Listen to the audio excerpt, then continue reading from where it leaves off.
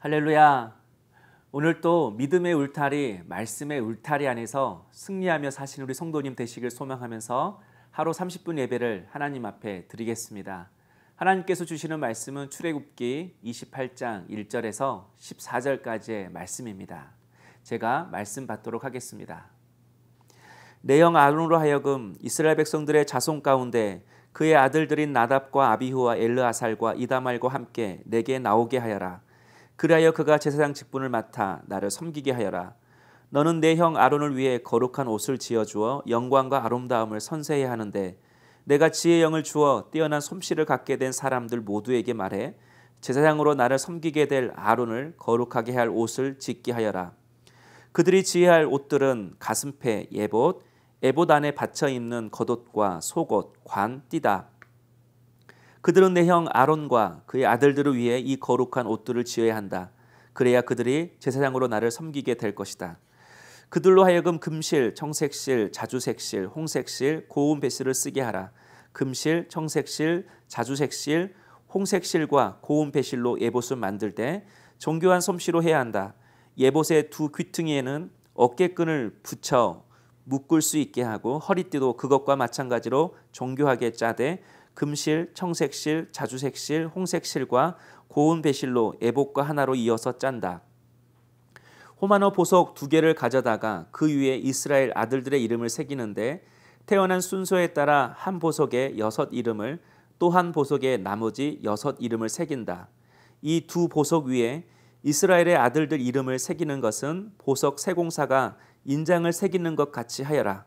그리고 나서 이 보석들을 금틀에 박고 이스라엘 아들들을 기억나게 하는 보석으로 예봇의 어깨끈에 붙인다.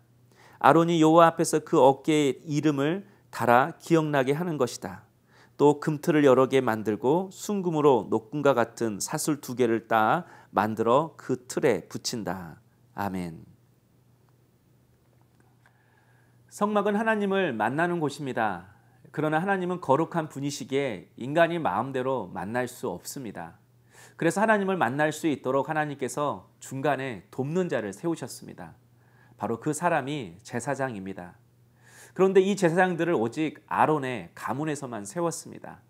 하나님께 제사를 드리는 일은 아론과 그의 아들들이 담당을 하고 제사를 돕는 일은 레위인들이 하도록 하신 것입니다.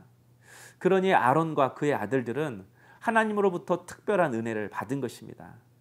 그런데 하나님께서 아론과 그의 아들들을 제사장으로 세우라고 말씀하시고선 그들의 업무에 대해 말씀하신 것이 아니라 먼저 그들이 입을 옷에 대해 말씀하고 계십니다. 2절 말씀이죠. 너는 내 형 아론을 위해 거룩한 옷을 지어주어. 하나님께서 모세에게 거룩한 옷을 지어 아론과 그의 아들들에게 입혀주라고 말씀하셨습니다. 이유가 무엇일까요? 백성들과 다른 옷을 입게 하셨다라는 것은 그들을 구별하셨다라는 것입니다. 그러나 그 구별은 높고 낮음의 구별이 아닙니다. 이제 너희들은 다른 삶을 살아야 해 라고 옷을 통해서 자신의 신분이 무엇인지 자신의 정체성이 무엇인지 그래서 어떤 삶을 살아야 하는지를 가르쳐 주신 것입니다. 다시 말해서 하나님과 백성 앞에서 구별된 삶을 살아야 하는 사명이 그들에게 주어졌다라는 것입니다. 그렇습니다. 제사장은 하나님과 백성 사이에서 다리 역할을 하는 중보자입니다. 백성들이 지은 죄와 함께 아파해야 하며 제사를 드려야 합니다. 또 백성들이 가지고 있는 아픔을 가지고 하나님께 간절히 기도해야 하는 사람인 것입니다. 그러므로 무엇보다 무엇이 거룩이고 무엇이 죄악인지 백성들에게 가르쳐 줄 수 있어야 합니다. 그러나 이 모든 일을 감당하기 위해서는 자신이 먼저 무엇이 하나님 앞에 거룩인지 무엇이 하나님 앞에 성결인지를 알아야 합니다. 다시 말해서 제사장 자신이 먼저 거룩한 삶을 살아야 한다는 것입니다. 오늘 본문에도 제사장의 옷을 보면 매우 복잡하면서도 화려합니다. 4절에 보면 제사장이 입어야 할 옷의 종류에 대해 말씀하고 있습니다. 또 5절에는 여러 색깔들의 실로 옷을 만들라고 하셨습니다. 그리고 9절부터 14절에는 옷에 부착해야 할 보석들을 설명하고 있습니다. 시간상 하나하나 그 의미를 설명할 수 없지만 말씀을 묵상하면서 한 가지 생각나는 것은 이 옷을 입으면 누가 봐도 눈에 띄겠다. 누가 봐도 알아보겠다. 그런 생각이 들었습니다. 한마디로 제사장의 옷을 입는 순간 제사장의 말투, 행동 하나하나가 주목받을 수 없게 되었다라는 것입니다. 그래서 그런 생각이 들었습니다.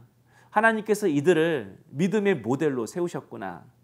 단지 짐승을 잡아서 피를 빼고 그 피를 뿌리고 또 태우고 그런 복잡한 제사의 방식을 그들에게 행하라고 하신 것만이 아니라 그들의 말을 통해서 하나님의 백성이 어떻게 말을 해야 하는지, 그들의 행동을 통해서 하나님의 백성들이 어떻게 세상에서, 직장에서, 삶 속에서 행동하고 일하며 살아야 하는지 보여주시기 위해서 그들을 세우신 것입니다.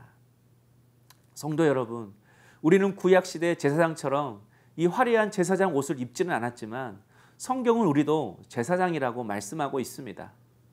갈라디아서 3장 27절에 누구든지 그리스도와 합하여 세례를 받은 자는 그리스도로 옷 입었느니라.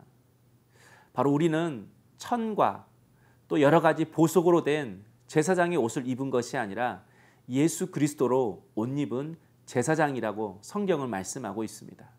그렇다면 우리에게도 동일한 사명이 주어졌습니다. 바로 구별된 삶을 사는 것입니다. 여러분 어떻습니까? 예수 믿는 자의 말과 행동으로 살아가고 계십니까? 9절에 보면 대제사장은 앞치마와 같은 예봇을 입어야 했습니다. 그런데 그 예봇의 양쪽 어깨에는 호노마 보석 2개를 달아 놓았습니다. 그리고 그 보석에 각각 6개씩 이스라엘 지파의 이름을 새기라고 하나님이 말씀하셨습니다. 그러니까 제사장은 양쪽에 화려한 보석 2개를 단 것이 아니라 이스라엘 12지파를 짊어지게 된 것입니다. 다시 말해서 제사장은 이스라엘의 영혼을 짊어진 사람이라는 것입니다. 그래서 특권이 아니라 책임의 무게인 것입니다.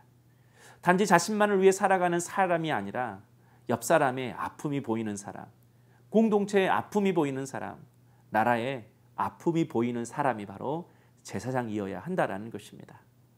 오늘 또 내가 그리스도로 옷 입은 제사장임을 알고 만나는 사람마다 축복해 주시고 또 사랑해 주시고 격려해 주시고 위로해 주실 수 있는 우리 귀한 성도님 될 수 있기를 주님의 이름으로 축복합니다.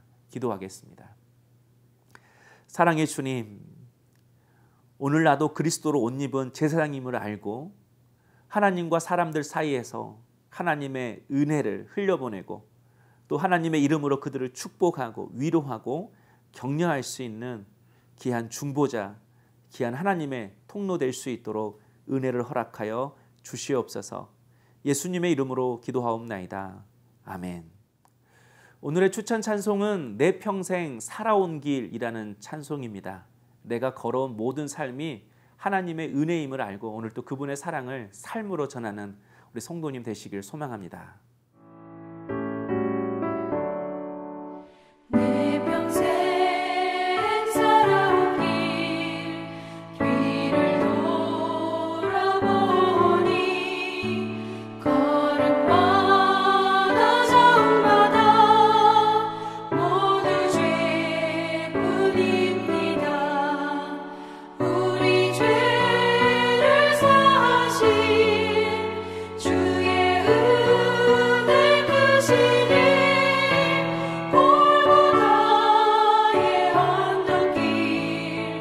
주님 바라